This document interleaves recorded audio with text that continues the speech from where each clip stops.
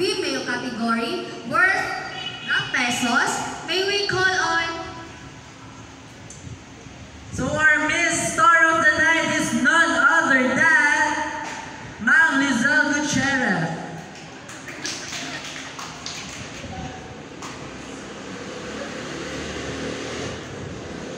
So ito na partner for our last award for the Biggest Loser Year 2. So disclaimer ng partner, no? Only 2 participants lang nakapagbawas ng more than 5 kilos from June to November. Now to give the check and cash prize worth blank, may we call on our Biggest Loser first runner-up is...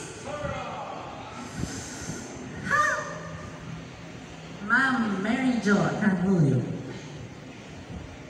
Okay, now to give the check and cash prize worth of black pesos, may we call on Sir Ronnie.